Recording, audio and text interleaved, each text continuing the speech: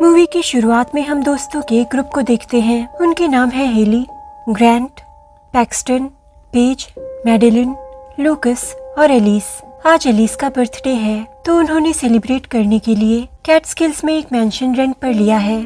वो लोग यहाँ वहाँ की बातें कर रहे होते हैं और इसी बीच सबको पता चलता है कि ग्रैंट और हेली का अभी अभी कुछ वक्त पहले ही ब्रेकअप हो गया है। सभी दोस्तों को ये जानकर हैरानी होती है क्योंकि सबको यही लगता था कि वो दोनों एक दूसरे के लिए ही बने हैं। माहौल टेंस हो जाता है और उनकी बियर भी खत्म हो गई है। वो शहर से बहुत दूर हैं, तो इतनी जल्दी बियर का इंतजाम करना पॉसिबल नहीं है। उन्हें लगता है कि इस मेंशन में कहीं न कहीं कुछ तो पीने के लिए मिल ही जाएगा, तो वो उस जगह को एक्सप्लोर करने लगते हैं। वो सभी बेसमेंट में पहुंचते हैं जहां बहुत सी अजीबोगरीब ऑकल्ट की चीजें पड़ी हैं।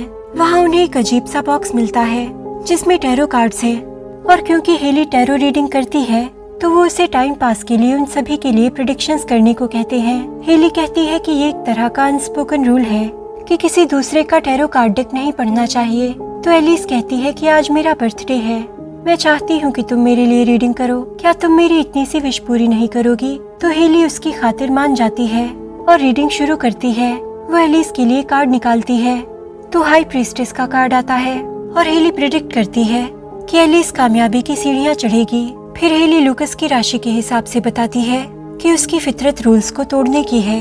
उसके लिए द हर्मिट का कार्ड निकलता है। हेली उसे बताती है कि हर्मिट की लाइट उसे गलत ट्रैक पर ले जा सकती है। फिर वो मैडेलिन के लिए कार्ड निकालती है तो हैंगमैन का कार्ड आता है और वो मैडेलिन को एडवाइस देती है कि प्रॉब्लमेटिक सिचुएशन आने पर वो उससे भागे नहीं। फिर पेज के लिए द मैजिशियन कार्ड आता है। हेली बताती है कि उसका आने वाला वक्त चुनौतियों से भरा होगा। उसे ऐसा महसूस होगा कि कोई उसे दोनों दिशाओं से खींच रहा है और उसे चीजें साफ नजर नहीं आएंगी। फिर पैक्सटन के लिए द फूल का कार्ड आता है। हेली उसे बताती है कि अगर कभी उसे ऐसा लगे कि वो किसी बॉक्स में बंद है तो घबराए नहीं, क्योंकि एक दरवाजा बंद होता है तो दूसरा खुलता है और उसके दोस्तों को जब भी उसकी जरूरत होगी वो कहीं से भी आ जाएगा। अब आखिर में ग्रैंट की बारी आती है तो हेली उसके लिए भी कार्ड निकालती है। इस बार द डेविल का कार्ड आता है और वो कहती है कि ग्रैंट अपनी रिलेशनशिप को खुद ही डिस्ट्रॉय कर रहा है। अब ग्रैंट उससे बहस करने लगता है क्योंकि उसे लग रहा है कि उनकी रिलेशनशिप टूटने के लिए हेली उसे ही जिम्मेदार ठहरा रही है। तो हेली सफाई देते हुए कहती है कि वो उनकी बात नहीं कर रही, बस उसका हॉरोस्कोप पढ़ रही है। अब ग्रैंट उसे चैलेंज करते हुए कहता है कि फिर एक बार खुद अपना हॉरोस्कोप पढ़कर देखो, और वो नाराज होकर जाने लगता है। तो हेली उस डेविल कार्ड को देखकर कहती है कि ये तुम्हारी शैडो साइड को दर्शा रहा है। तुम अंधेरे रास्ते पर चल रहे हो। इस महीने तुम्हारा सामना कुछ शैतानों से होगा और तुम्हें कुर्बानी भी देनी होगी या किसी अपने को खोना होगा। ग्रैंट को ये सब बकवास लगता है और वो वहाँ से चला जाता है। अब हेली ग्रैंट के कहे मुताबिक खुद का भी हॉरोस्कोप पढ़ने लगती है तो डेथ कार्ड आता है।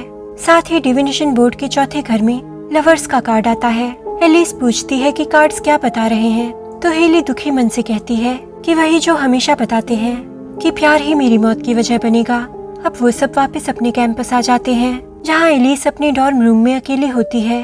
उसे एटिक से कुछ अजीब आवाजें आती हैं। उनका पीछा करते हुए वो एटिक में पहुँचती है तो उसे वहाँ अपना हाई प्रीस्टेस वाला कार्ड पड़ा हुआ मिलता है। तभी उसे अचानक वहाँ हाई प्रीस्टेस का एक बहुत ही डरावना और मॉन्स्टरस वर्जन दिखाई देता है। वो एलिस पर हमला कर देती है और एलिस एटिक से नीचे गिर जाती है। फिर हाई प्रीस्टेस एक लैडर से एलिस पर बार बार हमला करती है जिससे एलिस की मौत हो जाती है। सब दोस्तों को जब इस बात का पता चलता है तो वो शॉक रह जाते हैं। उन सबको यही लगता है कि एलिस की मौत एक एक्सीडेंट है। पेज इस सबसे बहुत ज्यादा डिस्टर्ब्ड है और खुद को गिल्टी मान रही है। उसे लग रहा है कि अगर वो एलिस के पास होती तो एलिस जिंदा होती। यहाँ हेली उसे बताती है कि उसकी मॉम को कैंसर था। उनका हर दिन मौत से लड़ते हुए बीतता था। वो सब कुछ उसके लिए बहुत मुश्किल था। उसी वक्त उसने टैरो रीडिंग शुरू की और जितनी बार वो अपनी माँ के लिए रीडिंग करती प्रेडिक्शन हमेशा मौत का ही आता था और आखिरकार वही हुआ। उसकी मॉम मर गई। किस्मत को बदला नहीं जा सकता, वही होना है जो नसीब में लिखा है। इसीलिए हेली पेज से कहती है कि वो खुद को दोष ना दे। इधर लूकस उन सबसे मिलके अपने घर वापस जा रहा होता है तो ट्रेन स्टेशन पर द हर्मिट का मॉन्स्टरस वर्जन उस पर अटैक करता है। उससे बचने के लिए लूकस रिस्ट्रिक्टेड सेक्शन की ओर जाता है, पर हर्मिट अचानक से लूकस के सामने आ जाता है जिससे लूकस रेलवे ट्रैक पर गिर जाता है और एक स्पीडिंग ट्रेन उसकी ओर आती है। जिससे कट के लूकस की डेथ हो जाती है। अब अगले दिन लूकस की मौत की खबर बाकी बचे हुए 5 दोस्तों को मिलती है तो वो सब और ज्यादा परेशान हो जाते हैं। 2 दिन में उनके 2 दोस्त मर गए हैं। क्या ये सिर्फ इत्तेफाक है? पुलिस ऑफिसर्स उनकी थोड़ी काउंसलिंग करते हैं और उन्हें बताते हैं कि उन्हें कोई फाउल प्ले नहीं मिला और उनके दोस्तों का ऐसे गुजर जाना शायद सिर्फ एक्सीडेंट ही है। पर पैक्सटन ये बात मानने को राजी नहीं है। उसे लगता है कि उनका मर्डर हुआ है और कातिल उन्हीं 5 में से कोई है। अब बाकी सब उसकी ये बात सुनकर भड़क जाते हैं और कहते हैं कि उसे अपना फेवरेट क्राइम पॉडकास्ट थोड़ा कम सुनना चाहिए, क्योंकि वही सुनकर उसके दिमाग में ये सब अनशन बातें आ रही हैं। तभी हेली को कुछ क्लिक होता है और वो कहती है कि ये दोनों मौतें उसकी टैरो रीडिंग से मेल खाती हैं, क्योंकि उसने एलिस की प्रेडिक्शन में सीढ़ियों का जिक्र किया था और लूकस का रूल्स तोड़ने और रॉन्ग ट्रैक के बारे में प्रेडिक्शन किया था। एलिस की मौत सीढ़ियों से हुई और लूकस की रिस्ट्रिक्टेड एरिया में रॉन्ग ट्रैक पर जाने की वजह से। बाकी दोस्तों को भी उसकी बात सही लगती है, सिवाय ग्रैंट के, क्योंकि उसे लग रहा है कि ये सब बेकार की बातें हैं और लूकस और एलिस का इस तरह मरना बस कोइंसिडेंस है। पर हेली को लग रहा है कि कहीं न कहीं कुछ गड़बड़ है और वो ऑनलाइन थोड़ा सर्च करके एक टैरो रीडर को ढूंढती है जो ऑकल्ट और टैरो रीडिंग्स की एक्सपर्ट है। उसका नाम एल्मा है। वो सब उसका एड्रेस नोट करके उससे मिलने जाते हैं और हेली एल्मा को बताती है कि उनके 2 दोस्त मारे गए हैं और ये सब उसकी एक टैरो रीडिंग के बाद शुरू हुआ। एल्मा पूछती है कि वो कार्ड्स कहाँ हैं जिनसे उसने रीडिंग की थी। हेली बताती है कि अभी वो कार्ड्स उसके पास नहीं है क्योंकि वो उसके खुद के कार्ड्स नहीं थे। एल्मा पूछती है कि वो कार्ड्स कैसे दिखते थे। हेली बताती है कि वो हैंड पेंटेड कार्ड्स थे और बहुत पुराने थे। अब एल्मा पूछती है कि क्या वो कार्ड्स लकड़ी के एक बॉक्स में थे जिस पर हॉरोस्कोप के साइंस बने हुए थे सर्कुलर शेप में। हेली कहती है हाँ। अब एल्मा बताती है कि 1951 में मेक्सिको सिटी में 6 मौतें हुई थी और मौत के ठीक एक दिन पहले उन 6 लोगों ने उन्हीं टैरो कार्ड्स की मदद से रीडिंग की थी। फिर 1969 में भी 8 लोगों की मौत हुई थी और उन 8 लोगों ने भी अपनी मौत से 3 दिन पहले उन्हीं टैरो कार्ड से प्रेडिक्शंस किए थे। फिर 1998 में भी लंदन में 5 दोस्तों ने उन्हीं कार्ड से टैरो रीडिंग की। उस ग्रुप में भी सभी मारे गए सिवाय एक लड़की के, और वो लड़की एल्मा खुद थी, क्योंकि उसने खुद के लिए रीडिंग्स नहीं की थी। एल्मा को तभी पता चल गया था कि वो कार्ड्स कर्स्ड हैं, पर इससे पहले कि वो उन कार्ड्स को डिस्ट्रॉय कर पाती, वो कार्ड्स ऑलरेडी ऑक्शन होकर कहीं और चले गए थे। तब से ही वो उन कार्ड्स को ढूंढ रही है। वो हेली से पूछती है कि इस वक्त वो कार्ड्स कहाँ हैं। हेली बताती है कि उसी मेंशन में जिसे उसके दोस्तों ने रेंट पर लिया था। एल्मा कहती है कि अगर जिंदा रहना है तो उन्हें जल्द से जल्द उन कार्ड्स को डिस्ट्रॉय करना होगा, क्योंकि वो लोग भी उन कार्ड्स से कर्स हो गए हैं। हेली पूछती है कि वो कार्ड्स कहाँ से आए और किसके थे, तो एल्मा बताती है कि 18th सेंचुरी में हंगरी में एक एस्ट्रोलॉजर हुआ करती थी। वो कार्ड्स उसी के थे। वो एक हंगेरियन काउंट के लिए फ्यूचर प्रिडिक्ट करती थी। जब काउंट की वाइफ प्रेग्नेंट हुई तो उसने प्रिडिक्ट किया कि चाइल्ड बर्थ के दौरान काउंट की बीवी और उसका बच्चा दोनों मर जाएंगे। काउंट को ये सुनकर बहुत गुस्सा आया और उसने एस्ट्रोलॉजर से फिर से रीडिंग करने को कहा। एस्ट्रोलॉजर ने बार बार कार्ड्स निकाले और हर बार सेम कार्ड्स निकले। काउंट ने गुस्से में एस्ट्रोलॉजर को उस जगह से भगा दिया तो वो अपनी बेटी को लेकर दूर जंगलों में चली गई और आखिरकार कुछ दिनों बाद उसकी प्रेडिक्शन सच हो ही गई। काउंट की बीवी और उसका न्यूबॉर्न बेबी मर गए।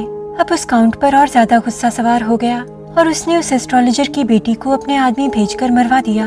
अब एस्ट्रोलॉजर पूरी तरह टूट गई।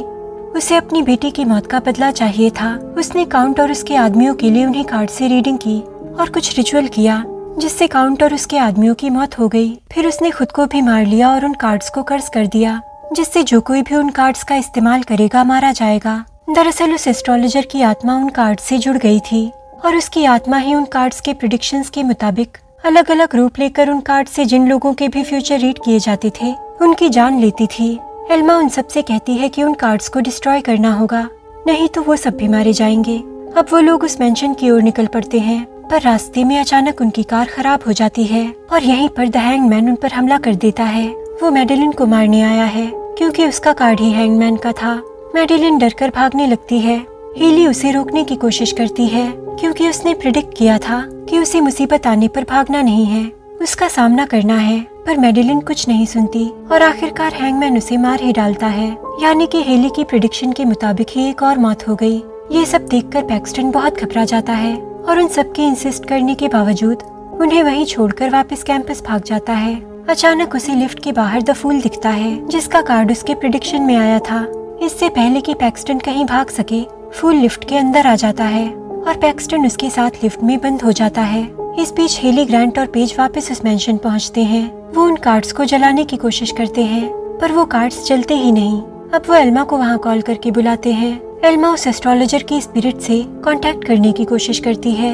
वो स्पिरिट वहाँ आ तो जाती है पर वो एल्मा के लिए ही टैरो रीडिंग करने लगती है।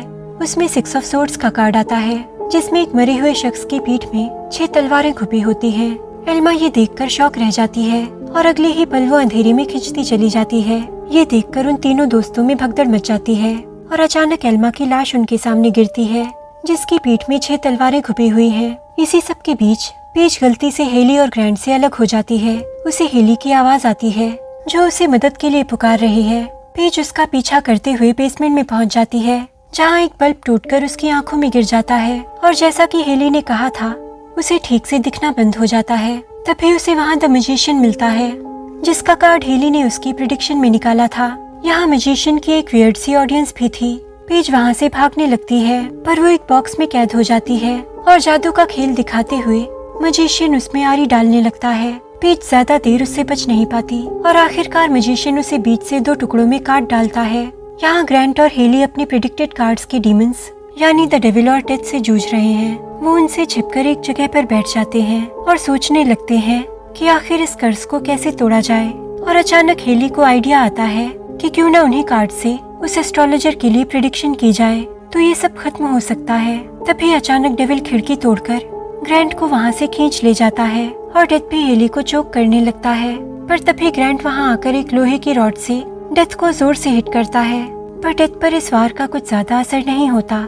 ग्रैंट हेली से कहता है कि वो जाकर रीडिंग पूरी करे, तब तक वो किसी तरह डेथ को रोक कर रखेगा। हेली फटाफट वो कार्ड्स इकट्ठे करके रीडिंग शुरू करती है। वो देखती है कि उसके सारे कार्ड्स उल्टे हैं जिसका मतलब है कि एस्ट्रोलॉजर की स्पिरिट बहुत दर्द में है। उस एस्ट्रोलॉजर की स्पिरिट वहाँ अपीयर होती है। हेली कहती है कि मुझे पता है कि अपने को खोने का दर्द क्या होता है पर पास्ट से मूव ऑन करना होगा वरना भविष्य नहीं बदलेगा। पर वो स्पिरिट उसकी इमोशनल बातों में नहीं आती और उसकी गर्दन पकड़ लेती है। अब हेली उसका फाइनल कार्ड दिखाती है जो कि डेथ का कार्ड है। हेली कहती है कि मैंने तुम्हारे कार्ड्स पढ़े हैं। यूँ तो इस कार्ड का मतलब किसी चीज का अंत या नई शुरुआत भी होता है पर तुम्हारे केस में इसका मतलब सिर्फ मौत है। इसी के साथ वो स्पिरिट नष्ट हो जाती है और वो कार्ड्स भी फाइनली जलकर खत्म हो जाते हैं। ग्रैंट जो इस पूरे दौरान डेविल से जूझ रहा था आखिरकार उसकी पकड़ से बच जाता है और हेली के पास वापस आ जाता है। ये हादसा फिर से उन दोनों को करीब ले आया है। वो दोनों अपने घर की ओर निकल पड़ते हैं। तभी अंधेरी सड़क पर उन्हें उनकी ओर दूर से आती हुई एक कार दिखाई देती है। ग्रैंट को याद आता है कि हेली ने उसकी प्रेडिक्शन के दौरान अंधेरे रास्ते के बारे में कुछ कहा था तो वो दोनों घबरा जाते हैं कि कहीं वो कार उन्हें मारने तो नहीं आ रही, कहीं ऐसा तो नहीं कि कर्ज अभी भी एक्टिव है। पर अचानक उस कार से पैक्सटन निकलता है। उसे जिंदा देखकर ग्रैंट और हेली चैन की सांस लेते हैं। पैक्सटन कहता है कि तुमने प्रेडिक्ट किया था ना कि अपने दोस्तों की मदद के लिए मैं कहीं से भी आ जाऊंगा। वो सब कार में कैंपस के लिए वापस निकल पड़ते हैं। पैक्सटन उन्हें बताता है कि फूल उसे मारने तो वाला था पर उससे पहले ही उसके रूममेट टॉड ने आकर लिफ्ट का दरवाजा खोल दिया और उसी के साथ वो फूल गायब हो गया। यानी कि जैसा हेली ने प्रेडिक्ट किया था कि एक दरवाजा बंद होता है तो दूसरा खुलता है, वही हुआ। और मुझे लग रहा है कि इसी टाइम पीरियड के दौरान हेली उन कार्ड्स को डिस्ट्रॉय करने में कामयाब रही, इसीलिए वो फूल गायब हो गया। इस हादसे ने हेली को बदल दिया है। हेली ने अपने कई दोस्तों को खो दिया, अपनी माँ को खो दिया। पर जहाँ उसे पहले ये लगता था कि किस्मत को बदला नहीं जा सकता, अब वो ये मानती है कि अगर इंसान ठान ले और अपनी पर आ जाए तो किस्मत को भी बदला जा सकता है। अगर आपको ये वीडियो पसंद आया हो तो please like, comment, share and subscribe और मैं आपसे मिलूंगी अगले वीडियो में। Thank you for watching.